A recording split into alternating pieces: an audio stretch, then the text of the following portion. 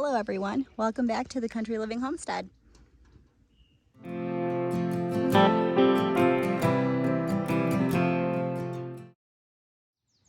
We have to get back in the garden this evening and finish planting.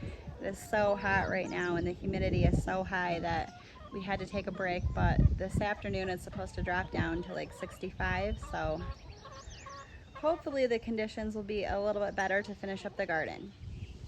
Our sweet little baby ducklings are out for a field trip today. They're almost big enough to go in the pen with the big ducks. What are you doing up there? Huh? Goofy girl.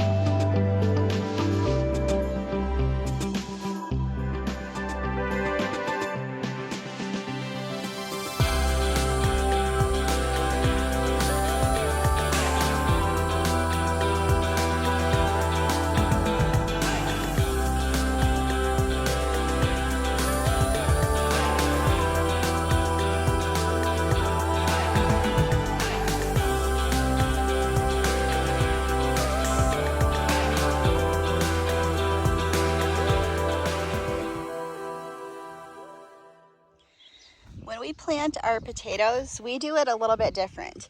We do dig out for kind of like a trench and we pile it on the side so that we're kind of making a mound, a long mound.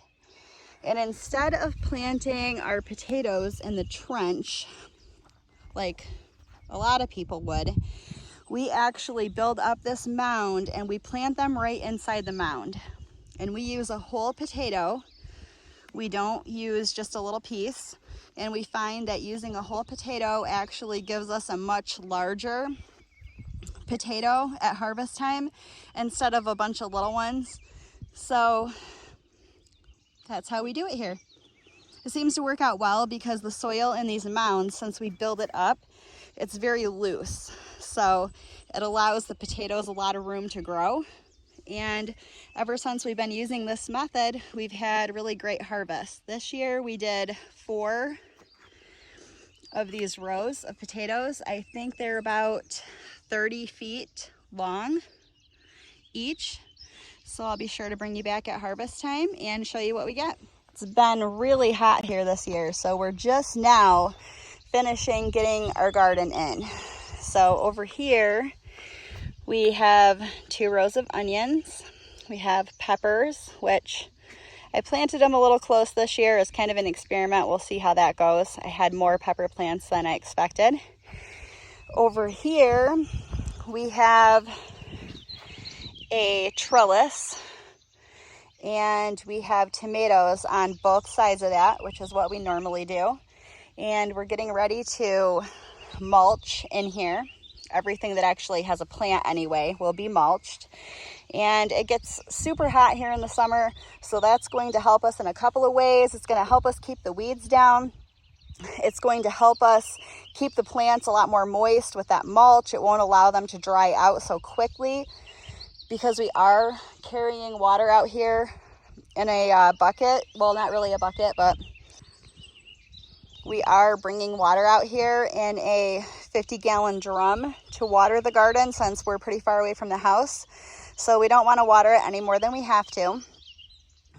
In addition to that, as this mulch layer is breaking down, it will help improve the soil. This is our first year gardening here. We just broke ground on this, and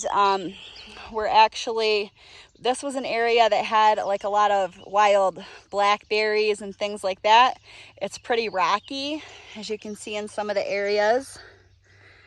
We're dealing with some pretty large rocks in here. So we are getting those out as we go. As you can see over here in an area that I just recently prepared right beyond the peppers, I'm raking it as I go, and I'm raking all of the loose pieces of debris, things that were tilled under and dried out, as well as root pieces and rocks. I'm raking those all the way down, and I'm making kind of like a mound at the end. Oh, I'm out of focus. I'm making like a mound at the end of the row, and then we're going to go through and clean that all out once everything's planted. I'm finding that to be the quickest and the easiest way to do it by hand. We do have a tractor, but we don't have a root rake for it, so we're just doing it by hand. And really, this whole garden is planted except for this little area right here, and that's primarily going to be where we put winter squash. So making great progress. This trellis down at the end is a bean trellis that's got Kentucky Wonders that I just planted this morning all along that, and I would say that's probably at least a 50-foot. Beyond that, you can probably see our electric net fencing. We have a lot of deer in this area. In fact, before we got it up last night, we were already visited by the resident deer. So we decided to get that up, and hubby put that up last night after dinner. And over here on this side, right in through here, beyond the tomatoes, that whole row is going to be watermelon and cantaloupe, which I'm going to finish putting that in this morning. And while I'm out here, I have company all day because our pigs are out here as well. Now that our trees have got leaves on it, this is just such a nice area for the pigs. They have over half of their area shaded in now, so they're really loving it out here, and they're doing great. So we have this little area on the side of our house that, well, it's not really on the side of the house, but near the house, that we decided to put some raised beds in, and this will be functioning as our kitchen garden. Just stuff that we're going to eat frequently, that we can come right out here and grab. So this is just a raised bed made out of some extra cordwood that we had laying around. We've got some peppers in here. They're like the little snacking peppers. We have eggplant, some onions, and just different things that, I think we got some cucumbers. So just a few things that we can come out and quickly grab. We also made a longer raised bed. This one is just out of some birch logs that we had to take down last fall. So we decided to use those to function as a raised bed. It's working pretty well. However, sorry for the traffic noise. However, the birds have been in here. As you can see, we had some nice beets coming up, but we've been raided by birds. They also got quite a few of our radish seedlings, and it also looks like some of our lettuce as well. So I got some tulle that came in the mail, and I'm going to use that to try to protect this area from the birds. So we've got some other lettuce coming up down here. We have a tomato. This is actually one that we bought. It's a Sweet Million. So we have a cherry tomato in here, some more eggplant.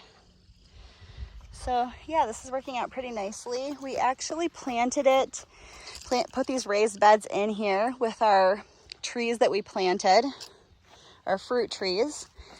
So my hope is that they will, when they get bigger, kind of help shade this area a little bit more. So in here we have our herbs. We've got some oregano, we have chives, thyme, basil. That got nipped by frost, so it has seen better days. We've got some lemon verbena, and we have, last but not least, some French tarragon. Oh, getting my shadow in. And then over here along this little trellis that we put in, we have 4 blackberries. So they're actually doing really nicely.